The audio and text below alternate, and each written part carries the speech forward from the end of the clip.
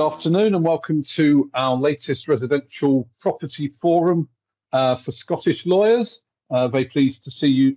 Good attendance again today, and thank you very much for the feedback we've had from previous sessions. It's really interesting to hear about the experiences that you're having and to see the issues that you're having to face, some of which were passed on to Ian and we'll be talking about today. And generally, it is your forum always. Ian can talk forever if we allow him to. So hopefully, if you can interrupt him with some questions and some comments of yours, your experience is as important for us all to learn from. So please take part. You can chat in the chat box, raise your hand if you want to, and technology permitting, we will try and allow you to speak there. But please carry on, put contributions in there, let us know what you're thinking and your experiences. And no more from me. I'll hand over to you, Ian. Thanks very much. And I thought you were a friend, Robert, eh? I thought it was only Mr. Stephen Smith that was full of criticism for me, but it appears that I'm not Mr. Popular among Stewart title, and I can't believe it. Anyway, on a serious note, hi everyone, thanks for coming along today. We've got a number of things to talk about, some of which arose from the last occasion. Others have got some topics that I think are worth having a chat about. And I've also brought a guest along. I've got Richie from Amicus, who hopefully is with us, and he's going to share some points about what Amicus does in connection with onboarding clients. So hopefully Richie is with us and can hear us and we can hear him. As far as today is concerned, be aware that we're happy to talk about any topics that arise.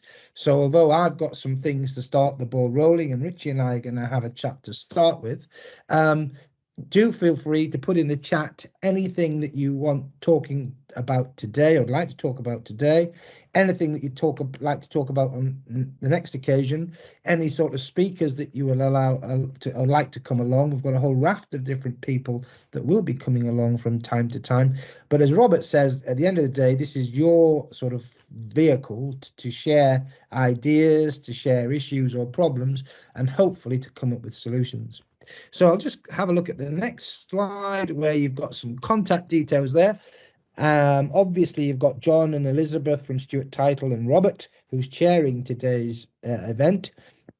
Do speak to John, Elizabeth or Robert about your defective title insurance needs. Richie's going to speak to us and Richie's contact details are on slide 2. And Richie, hopefully you can hear me and hopefully I can hear you. Welcome. Thanks for giving up your time today. And what I'd like to do, if possible, is for you to share a little bit of your expertise and knowledge with delegates that are attending, to tell them a little bit about Amicus and what it is and what it does and your role within it.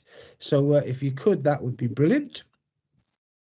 Yeah, thanks for having me along. Can you hear me okay, Ian? Loud and clear, Richie, and I'm delighted that I can. So that's fantastic. Now, Richie, we were speaking earlier about, you know, what you do, and I think we met down in London, didn't we? And we were talking about Amicus, etc.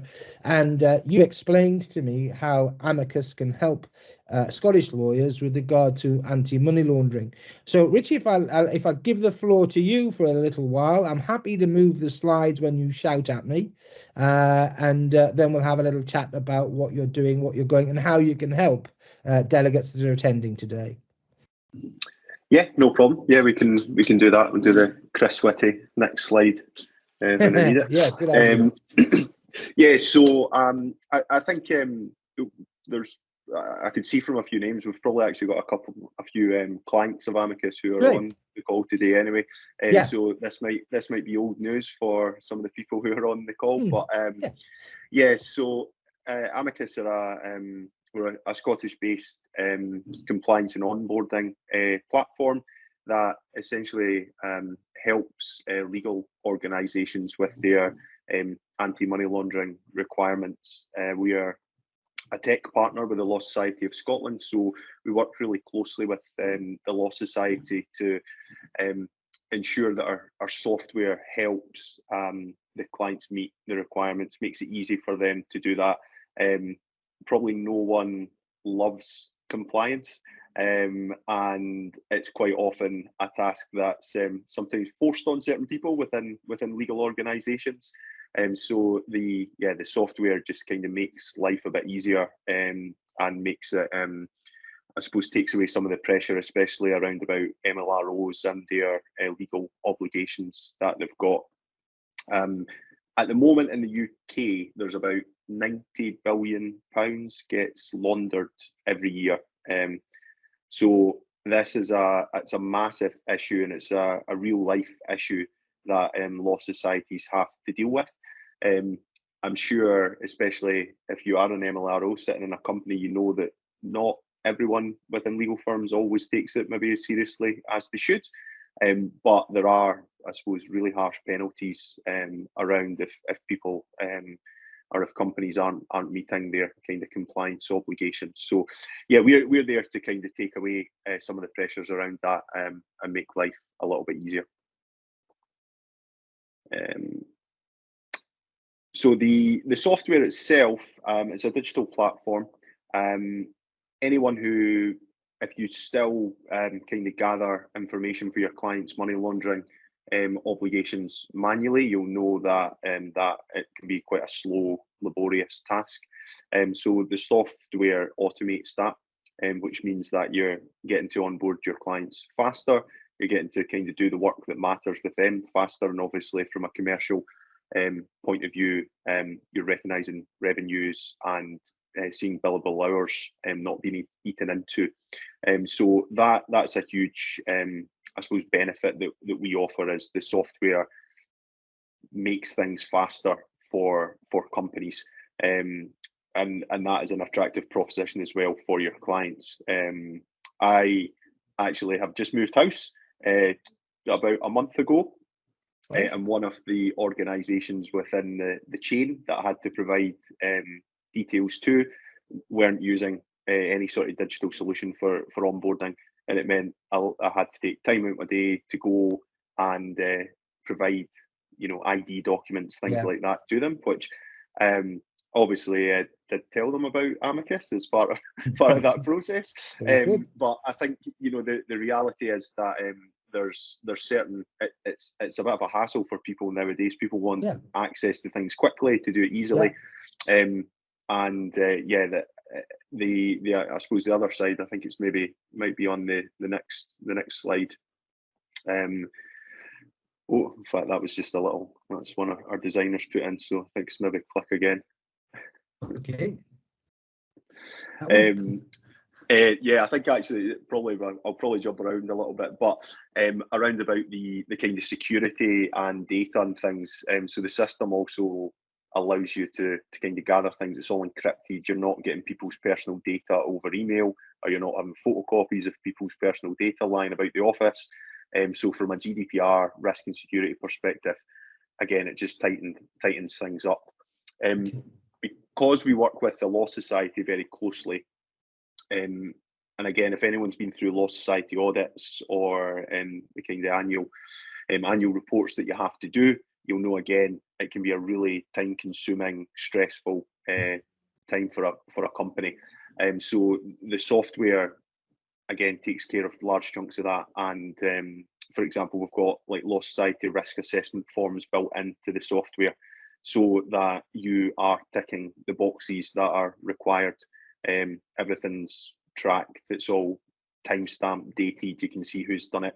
It just means, again, it's removing pressures from the people in the business who are having to do that. Fantastic. Thank you. Shall I look at the next slide? Yeah, there you go. Yeah. I think this is kind of jumping around a little bit, but it is. I suppose one of the questions I had for the company who were kind of asking for copies of my passport and copies of bank statements and things like that is, what are you doing with them? What's your data retention policy? Where are you storing them? And that is a real threat to businesses. If you have any sort of data breach, it can be very, very serious from both a financial point of view, but also a reputational point of view. So it's not just about, I suppose, speeding things up. It's also making sure that your systems are robust and you are protecting your business from any kind of risks that you may encounter. Yeah, I agree with that. Another fancy picture the designers put in. Next one. Yeah, I think you maybe need to click again. And one of the things, especially kind of larger firms are very interested in, is around about integrating with your current CRM systems and things. So or your case management system. So we integrate with quite a few of the kind of market leading case management systems, and again, it just speeds things up dramatically. It removes a lot of manual repetition for your teams. And doing that allows them to kind of focus on your clients as opposed to spending a lot of time moving information around, inputting things, copying things. So there is the option to integrate into the tech stack if you want with Amicus. Okay. Next slide. And I suppose it's just a kind of overview of what the system will do for you. I think quite often in the past it was kind of viewed that if we get someone's passport, that's just kind of ticked a box, and unfortunately now there are more and more regulations and more onus has been put on firms to make sure that they are doing a bit more than that. Firms are advised to take a risk-based approach. So for things like PEPs and sanctions, they've obviously over the last couple of years with kind of the ongoing war in Ukraine and things, and the sanctions against Russia have become much more prevalent and much more obvious to people. But yeah, the system again, it just kind of takes care of that. It runs in the background. You can have that monitoring ongoing, and you're just removing a lot of the digital, the manual parts of that, which again are time consuming. And the other things, especially from a conveyancing point of view, around about source of funds data and how you're kind of gathering that source of funds. The system allows you to digitally gather that, and probably like one of the big advantages is from that you can filter out specific transactions, and you can see specific transactions. So I suppose the old days of sitting with maybe 20 pages of bank statements, looking at it, kind of trying to find specific transactions from numerous different banks and things like that. It's just removing that time consuming element from the process. Yeah. And yeah, I suppose that's it, and a bit of a kind of flying overview. Brilliant, Richie. Well, thank you. Thank you. Yeah, and I suppose obviously if anybody wants to talk in more detail about that, or the other thing I was going to say is, if anyone I suppose is looking for particular advice around about AML regulations with the Law Society, we do work very closely with them, and we can kind of facilitate discussions and things between Law Society or answer specific questions. So and we've also got in-house, I suppose, experts who can help kind of provide a little bit of guidance as well. So yeah, even if you're not a current client but you want a bit of a chat or anything like that, then yeah, let me know. That's great. Lovely. Richie, just one or two questions. First of all, from a cost perspective, is it a question of a license fee with you, or is it a fee per case with you, or how does that work? Yeah, so it's you basically get charged per client. Right. So the costs obviously vary depending on what checks you're looking to run, but it's a cost per client basis. So you can have unlimited users. We used to charge a license-based approach, but what we found is actually that limits kind of rollout within the business, and actually becomes a bit of a barrier, because companies don't want to have to pay for everybody in the business to access things. So changing that model to charge per client actually makes it much easier for businesses to kind of roll that out. And obviously the you will charge your clients an AML fee anyway, so as long as there's some transparency around that, you can be passing on costs to your clients as well. So that's what we see from most of our clients, that they will pass on any kind of costs incurred as part of this. Yeah. And as far as setting up the system is concerned, is that done remotely, or do you have to go out to see firms, or how does that work, Richie?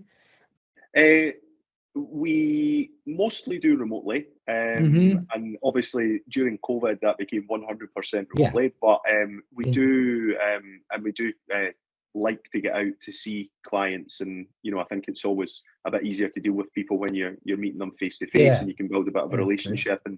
And we really try and put a lot of time and effort into ensuring our clients are happy, and that's probably our biggest vehicle for growth. Is we get about 30% of our business through referrals from current clients who will either speak to another law firm, or someone maybe moves to a new law firm and they've used our product in the past. So it's really important for us to kind of have those relationships and make sure people get a good service and the system's reliable and they're happy. Fantastic. All right, Richie. Well, thanks very much for that. It's really useful for you to explain a little bit about what you're doing. Thanks for coming along. Does anyone have any questions of Richie? Put them in the chat box if you do. Richie, if you can hang around and listen in, that's fantastic. But given the fact that I'm described as boring, etc., I can quite understand if you've got better things to do. But really appreciate your help and your time. Richie's contact details are on there. We do record these sessions, so if you want to hear Richie again, or you miss his contact details, etc., you can always watch again, or we can get the slides to you so you've got those. But Richie, really appreciate your time. We'll have to get together at some point to continue our chat that we had down in London. Brilliant. All right. Thanks very much. Yeah. Thank you. Thanks very much. Thanks, appreciate it. So what I want to do now is talk about a number of issues. Right, David, that's interesting. Just to say, life become much simpler now that your firm uses Amicus. David, I tell you what was interesting. I was talking to a guy who was a real sort of old stager like me, probably worse than me with regard to tech. And I was talking to him and expecting to encounter resistance with regard to we talked about case management systems. And what he said to me was really interesting. He said, look, I hate this stuff. I hate anything to do with it, which I have some sympathy with. But he says, and I'm a very experienced lawyer and I'm good at my job. But he said, it's useful to have these systems so that you have a framework. And the framework acts sometimes as a very timely reminder. Because this guy said, even I, with all my experience, all my years of doing conveyancing, from time to time miss something. And so anything that I've got that stops that happening is brilliant.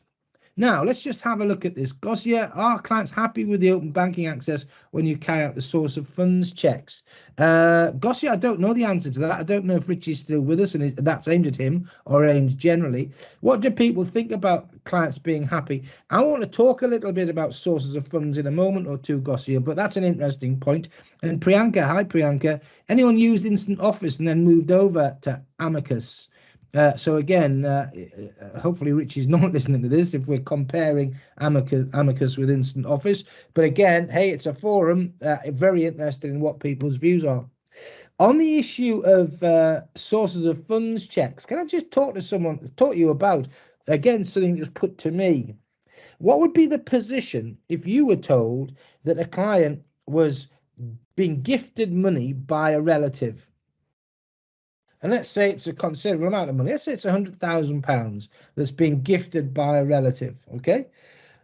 Would we all want to check where that relative got the £100,000 from? Question number one. Question number two, if that third party, if the relative is being cooperative and says it's from X or it's from Y, would we want proof?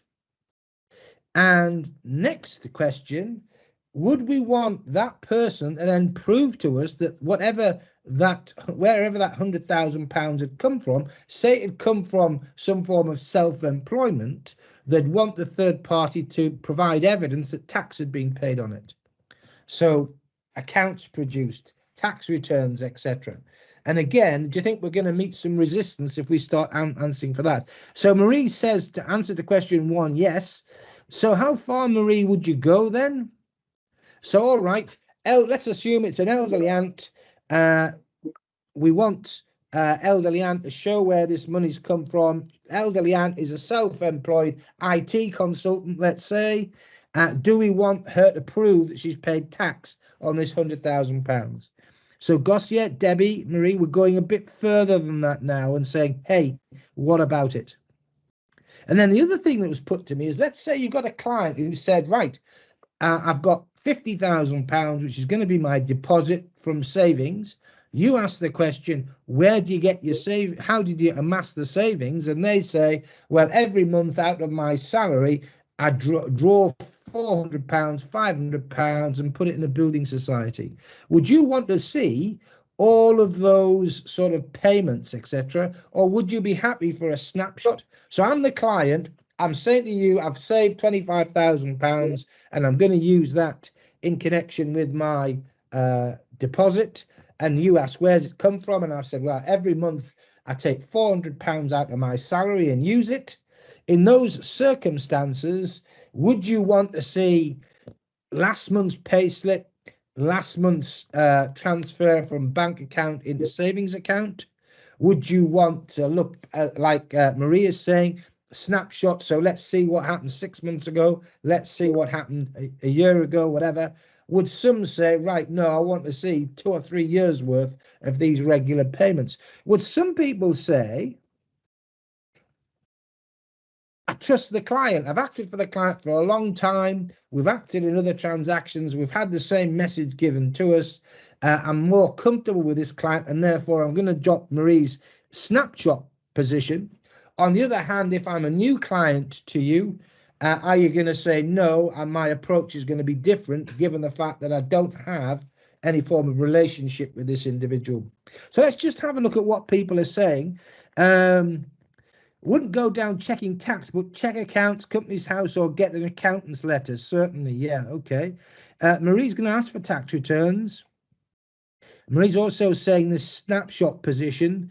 And Gossier, hi Gossier, solicitor's not responsible to check if client pays taxes, etc. But this guy was saying to me, Gossier, if you haven't paid tax on that money, then is that not potentially criminal activity? And is that not potentially money laundering? And the reason they mentioned that was they dealt with a client who had amassed monies during COVID. And they had amassed the money via COVID by obtaining a loan that they shouldn't have got. So they obtained a COVID loan for their business via criminal means by lying, and then used that money to facilitate the purchase. So this firm was terrified about money laundering. And I've also encountered someone who was committing benefit fraud and used the benefits monies to buy a property. So again, it was money that had been obtained through criminal activity. It's tricky, isn't it? It's really tricky. So, I mean, the important point here, I think, is to have a system and process. So if Amicus are doing this for us, hey, that's fantastic. If we've devised our own systems and processes, that's brilliant. First thing, are we adhering to those policies, and are we keeping them under review? Again, I was talking to someone recently about CQS in England, and CQS, Conveyancing Quality Scheme, are really interested in coming out to look at firms, and what they'll do is look to see if you've got a policy or a procedure, and then check that the policy or procedure is being complied with by fee earners, and then they'll look at whether or not you're gathering data and you're reviewing your policies, etc., which is interesting. Thanks, Richie, for that. That's brilliant. And yeah, all right, there is a danger that we're performing the role of the police or MI5 or whatever, aren't we? But, you know, we've got to be careful. And I think Richie makes a point, which is a good one. You know, the idea of making sure clients are aware up front that we're going to need this information, and where there's third-party involvement, requiring the cooperation of that third party. And again, upfronting the client with information. If there is a third party providing you with funds, these are the questions that we're going to be asking. We'll need that third party to cooperate. It's your job, Mr. Client, to make sure that that person is aware that we'll be contacting them and what we'll need to know. So really interesting stuff there. Thanks for that, Richie. And again, it's just an interesting debate. And yeah, I get the point. You know, we're not, we're not the police. But at the same time, we do have the obligation to be protective of the conveyancing process, because it is a superb way of washing dirty money. David, is there a danger that educating the client could be construed as tipping off? David, I think there's a risk. It depends on how we educate the client, doesn't it? But I think in general terms, I can't see how that would be tipping off unless someone else can tell me to the contrary. But I think like a lot of these things, if we're saying generically, you know, we need this information and this is why, I wouldn't be that concerned. Yeah. On the issue of tipping off in that context, Marie, remember, when you're reporting activity, you're reporting suspicious activity, not criminality. It's not for you to determine this is criminal and therefore I need to report it.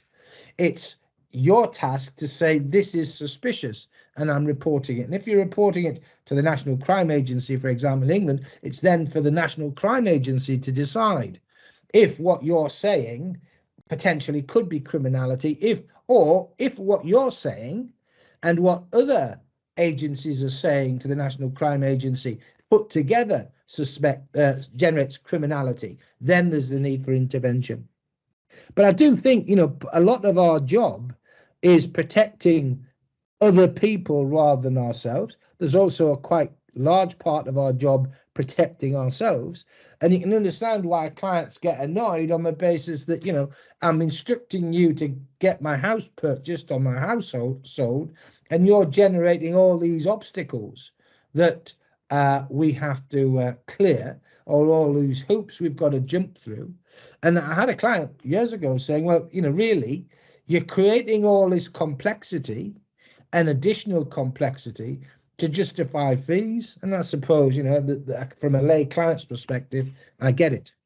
Okay, any other points really with regard to money laundering, etc., or with regard to sources of funds? I think the important point is to look at this from the perspective of a reasonable conveyancer or a reasonable lawyer. You know, what would you do? What sort of questions would you ask? Where you're not getting a satisfactory response, is it your question? Is it your task to probe and inquire? And I think it is, insofar as it is reasonable. And again, I think the other thing that's important is that amicus help and amicus assist, as Richie was saying, with regard to onboarding, but we've got to be alive throughout the transaction to the risk of money laundering or the risk of suspicious activity. One of the things I see is a sort of tick box exercise when we're onboarding the client, and hey, we've done that and therefore we don't have to worry about it anymore. Verifying client identity being the obvious thing. Okay, good. So thanks for that. Anyone got any topics that they'd like to talk about before I go on with some of the topics that I'd like to talk about today? So again, Marie, David, anyone else? Any particular issues that you've got? Susan, lots of people attending today. Thanks, by the way, for doing this. It's really great. But do you have any burning issues? A question, what's business like at the moment? Again, in England, talking to people, and particularly talking to firms yesterday, they were saying they've seen a bit of a boom, quite in January. Well, hey, you know, you'd expect that, but then things really sort of taking off and busy, and a failure to understand why they're so busy. The other thing that's really interesting, again, is the amount of movement of conveyancers from firms to firm. Now, whether that's unhappiness with regard to employment generally, the sort of January blues, is it firms being unsure about work and workload, or, you know, just what it is? I don't know. That's an interesting one. But someone was talking to me about that yesterday and saying, hey, you know, they thought that it was unusual, the amount of people leaving firms and joining others, etc. And that sort of, how would you describe it?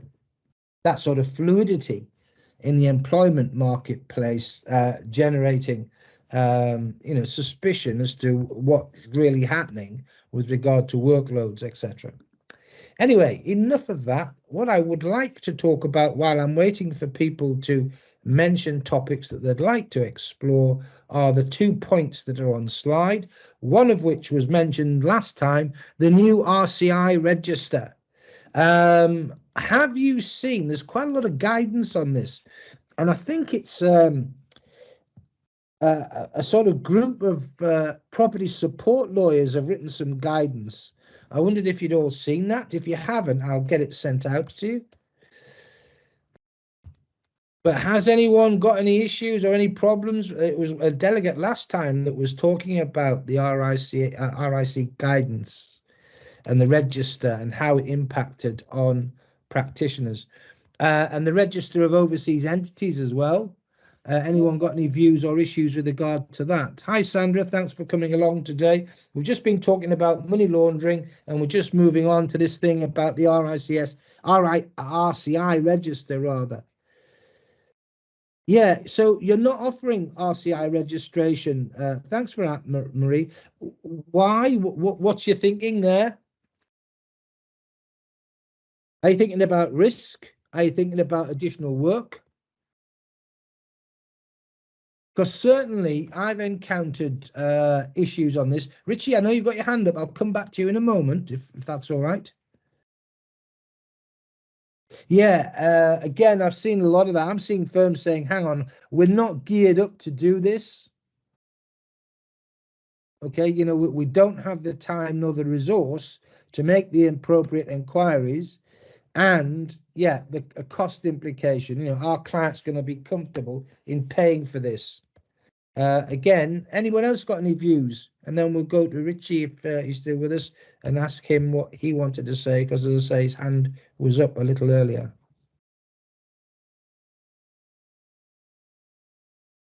Just realized I'm trying to put a password into a machine, and I'm putting the password in on the machine I'm talking to you on instead of the other machine, and wondering why it wouldn't work. That's crazy.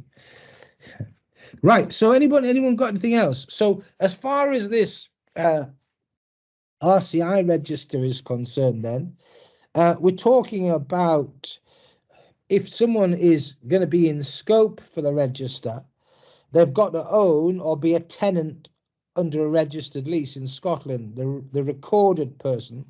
And then we've got the associate, who's someone who's not the recorded person, but has a power to direct what happens with regard to the property. So there's a lot of investigative work required there, isn't it? It seems to me. And that's why I can quite understand why Marie says, hey, I don't want to know about it. Aren't there exclusions with regard to double reporting? So again, the register of overseas entities got people really excited in England a couple of years ago, and the need to register. And there were problems on the basis of the potential for criminality, where property transactions were being conducted by overseas entities that hadn't been registered at Companies House. So there are certain entities that don't have to worry about RCI, aren't they? And I've got them here. You've got charities, those who report in the register of people with significant control,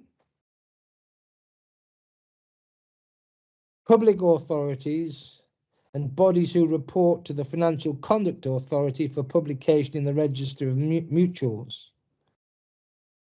Okay, so there are some that are outside the scope, but this issue about what is an associate is tricky. And of course, it's the recorded person, isn't it, that's obliged to register or notify the keeper of registers about the associate and then provide required information. Is everyone comfortable with all of this? Or, Marie, can I assume from what you're saying, you're aware of it and are uncomfortable with it, and therefore you're just flagging it up for clients and moving on? And I don't know who was in attendance on the last occasion, but were there any particular questions about the RCI register?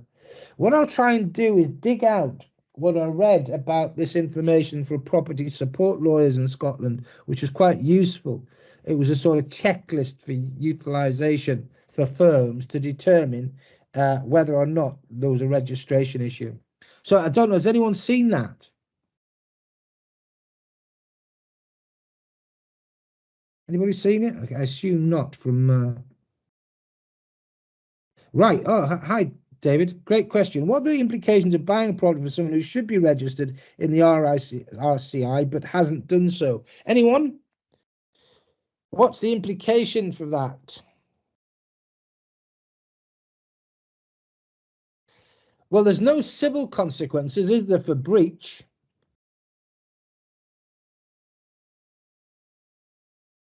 But a failure to comply with a recorded person's duties is an offence, isn't it? And the penalty is up to level 5, which is £5,000. Susan, I'll try and dig it out because I'm sure I've read about it somewhere. Okay, so if Natasha, make a note of that and I'll have a look for it. Yeah, Marie said it's not relevant for the conveyancer, but it is an issue for the client, isn't it?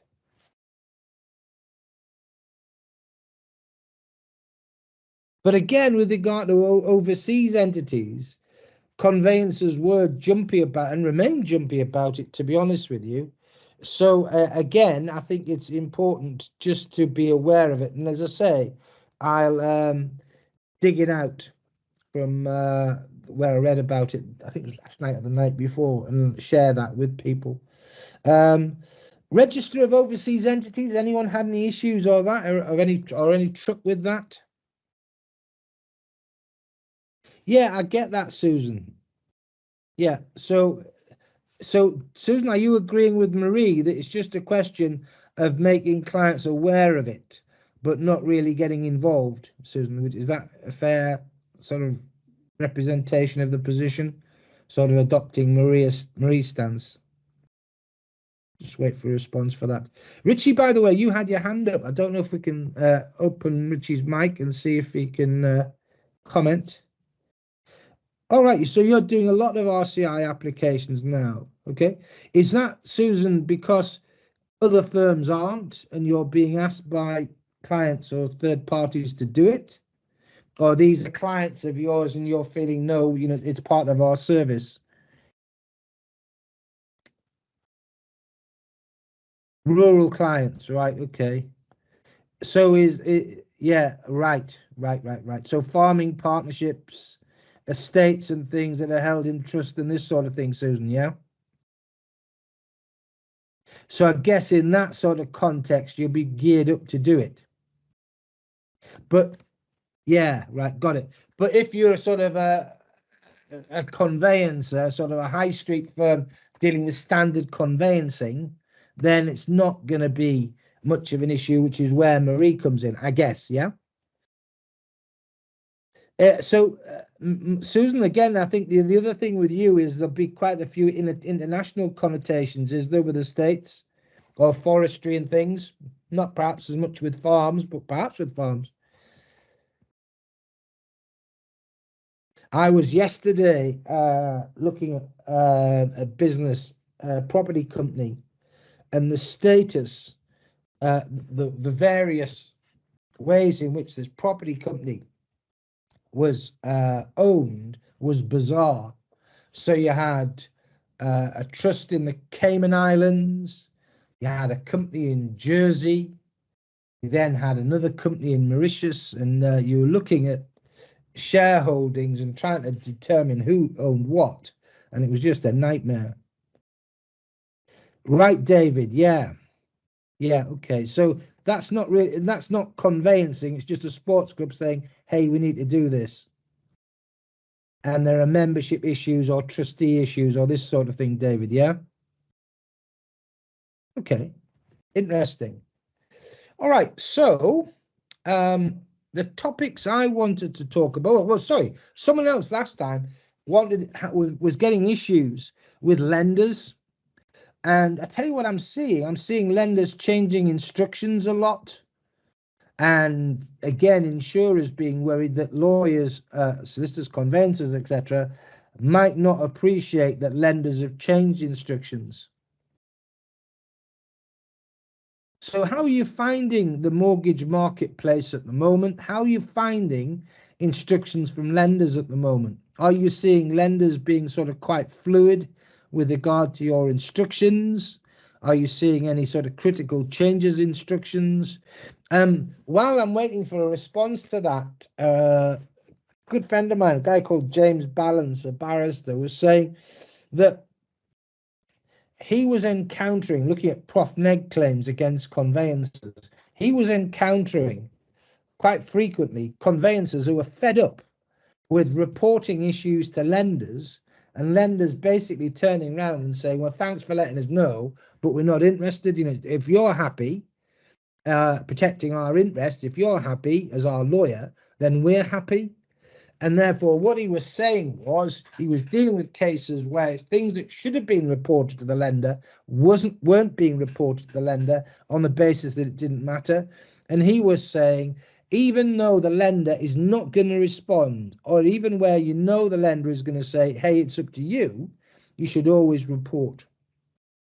But I'm really interested in what people are encountering with regard to problems with lenders, because it was an issue on the last occasion and we said we'd have a look at it. So again, Colin, Marie, anyone got any particular problems, or are there problems with particular lenders? And just going back in the chat there, again, someone was asking, weren't they, about the position relating to, where were we? Yeah, instant office and then moved over to amicus and comparisons. Can anyone help on that one? That was Priyanka, yeah? Anyone help on that?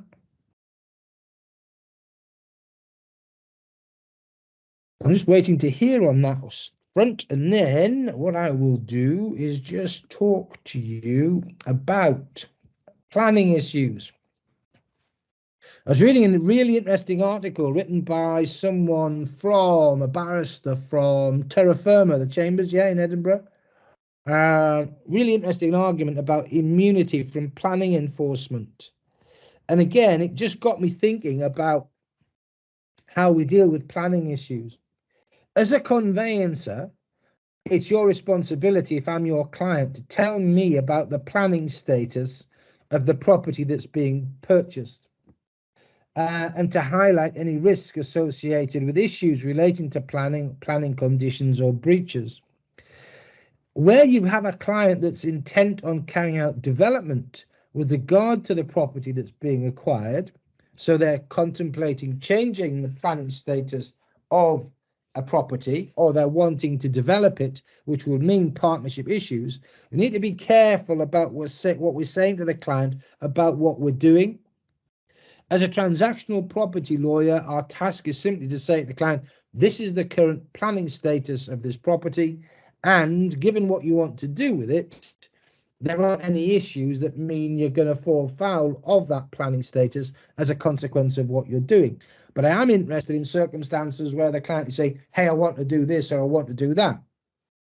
You can limit or indeed excuse yourself from any liability with regard to additional planning advice. But everyone's aware, I hope, about where we have an authorized development and the fact that we've got a position that we have a 4-year rule and a 10-year rule relating to immunity. So the 4-year rule applies to material change of use of any building for use as a dwelling house, and we've got 10-year immunity period for an authorized change of use in connection with other types of case. So the important thing here is to be aware of the law and to be aware, I think it's section 124, isn't it, the Town and Country Planning Scotland Act 1997 that generates this immunity. So important to understand about that immunity, and also important to think about regularization of planning breach if we're acting for a seller, with a CLUDE, yeah, the Certificate of Lawful of Existing Use or Development, section 150 of the Act. How often is planning or lack of planning an issue in conveyancing transactions? And where it is an issue, what is the likely time frame that you're encountering with regard to getting certificates of lawfulness?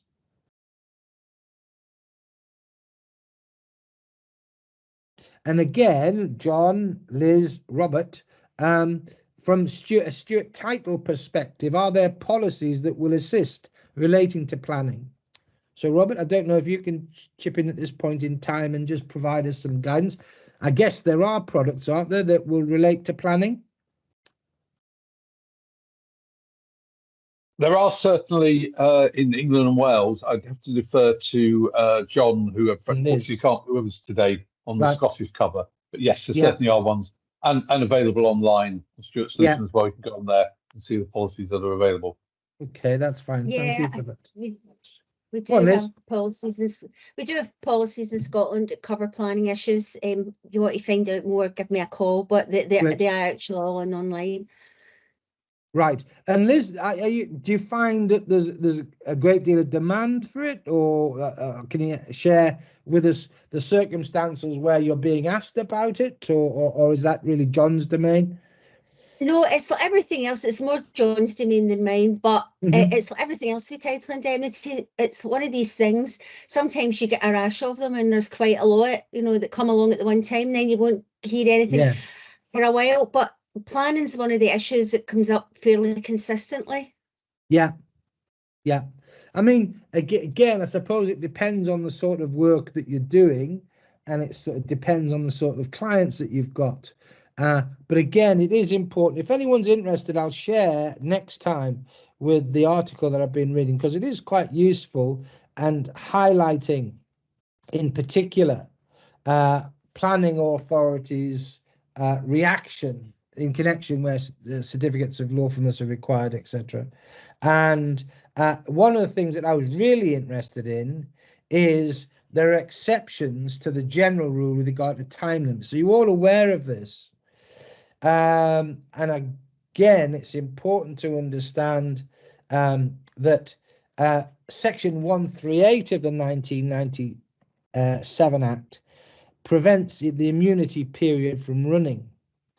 And again, it's not possible to apply for a certificate of lawful use, or include, where the use of the development in question has been the subject of an enforcement notice within the relevant immunity period. So there are some exceptions to the immunity period that practitioners need to be aware of. But the other point that I think is significant is, remember, as conveyancers, unless we hold ourselves out as planning experts, there's a limit to what we're required to do relating to planning. But from a buying perspective, in performing due diligence, it's imperative that we're able to confirm to our buyer client the planning status of the building or property that's being acquired. And we do need to be mindful about what our client intends to do relating to that planning permission, or that planning position. And again, be particularly wary if I'm a client of yours and I'm saying to you that what I'm going to do is I'm going to knock a property down, or I'm going to change of use. Again, I had an email about this morning. So currently residential use, and what I'm intending to do is to undertake all manner of different works so that what is currently a house is converted into flats and retail on the ground floor. Well, again, if that's the case, we need to make sure that our conveyancing client is aware of what our role is in connection with that plan or that objective. It may be that we're going to be assisting the client with construction issues, with planning issues, etc., licensing issues as well, depending on what sort of retail we're thinking about, or alternatively, we're limiting our role in connection with due diligence simply to that of acquisition of the property as is. The next thing I want to talk about is servitude rights of access. And again, just to have a look, I've been looking at some case law, quite a bit of case law, to be honest, on this, and there's some interesting points relating to it concerning rights of access. All familiar, I assume, with Moncrief and Jameson, the famous House of Lords decision, and the fact that rights of way can include rights to park. Quite an interesting case, that, on the basis that it was unusual on its facts, wasn't it? Because the the land that had the benefit of the right of way for vehicles did not have any parking facilities on it. But that case, particularly in England, has been extended so that to confirm that it is possible for a right of way to include a right to park. There was a case in 2023 called Walker against Seymour. I don't know if you've seen it, which concerned an interdict in connection with hostility relating to the use of a right of access.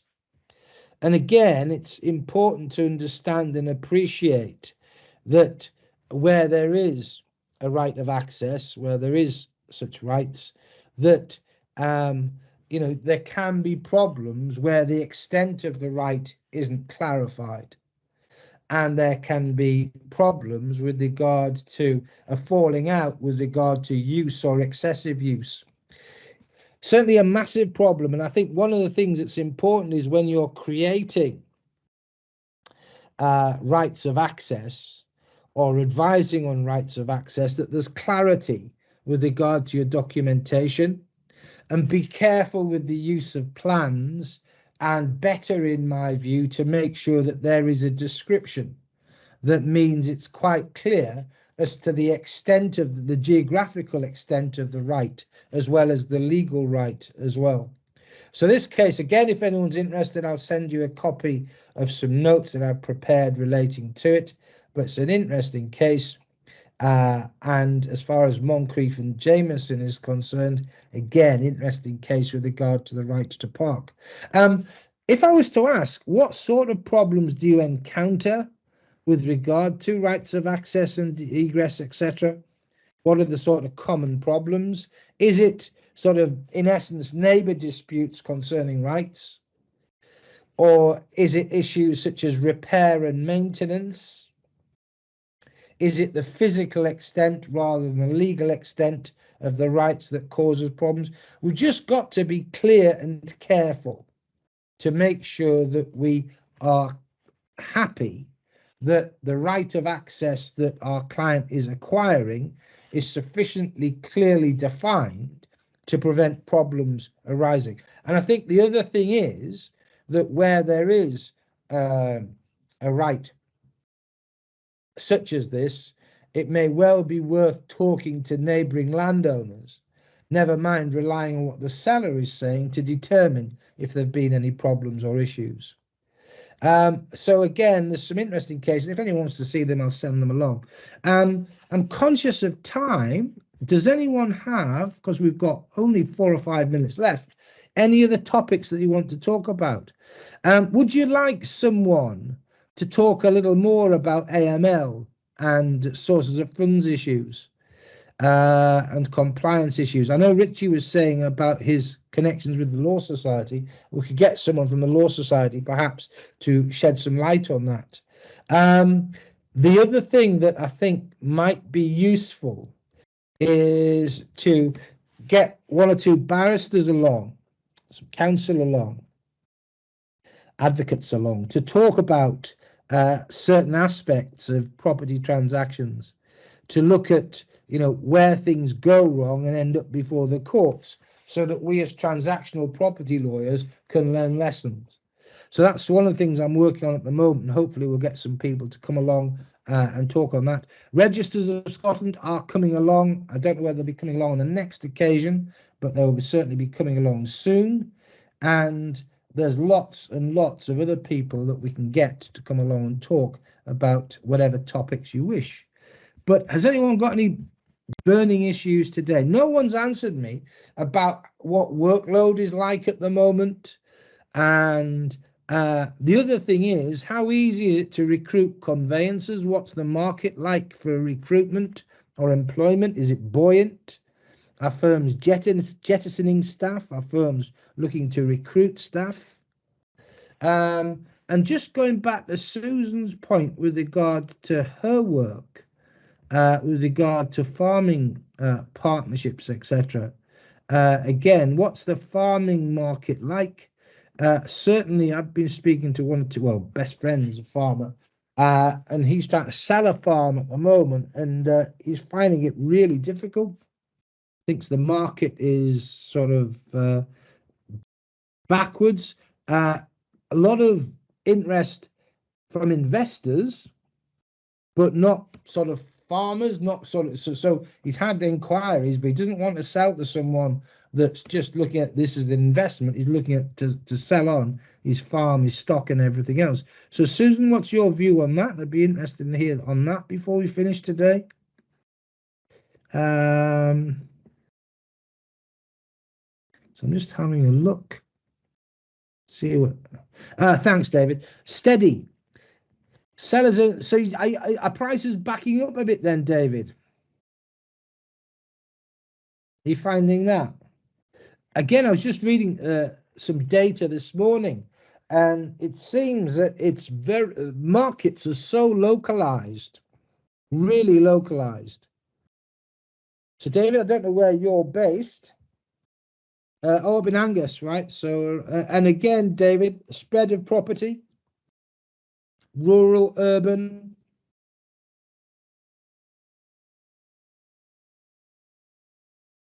Yeah. And I don't know what it is. I mean, again, people say to me that, you know, when the elections are due, etc., and when there's the sort of political uncertainty, that then impacts on the market. I'm sure it does. But I always say with Resi, there's always a base level of work on the base that people, you know, there are people that have to sell, have to buy due to employment, whatever. Okay, well, look, it's 1:30. Time flies when they're enjoying yourselves. Well, so I certainly enjoy it. Richie, if you're listening, thank you so much. Everybody else, thank you once again for coming along. Please, please, please let me know about topics. Okay, if you want a case report on those cases, let me know. We are working towards publishing a quarterly magazine for property lawyers in Scotland. We publish one in England, and it's really, really popular. People love it, and they're demanding sort of more. And we have loads of writers and contributors, etc. We're going to do the same thing in Scotland, although it'd be a quarterly publication, and we're just working on that. We've got some people who are willing to contribute and write, etc. And I'll keep you in the loop on that one. But hey, thanks very much for coming along today. Stay safe. Hope business stays good. Do remember, you can contact Robert and the team at Stewart Title at any time with their products. Contact details for Robert there. Remember, you can contact me with topics for today, for next time. So do drop me a note, or if there's anything that arises that you'd like us to look at, don't wait until the actual forum. Let me know in good time and we'll do some work on it for you. But thank you so much, everyone, for coming along today. Really appreciate your time. Hope you have a pleasant rest of the day. When the weekend comes, enjoy that too, and see you soon. Thanks, everyone. Stay safe, and bye-bye. Thank you. Thanks, Susan. Thank you, everybody else. David, appreciate your help. Thank you, everybody. Priyanka, brilliant. Susan, thank you very much. Really enjoyed it. Do contribute. Remember, you know, you might have something and you think, crikey, you know, I've never encountered that before. Or comparing providers. Again, you know, let's look at that, because I think that can be really useful. Fiona, thanks very much. Enjoyed it. Lindsay, great. Garcia, thanks very much. Thanks, everyone. Have a good day. Bye-bye. Bye-bye.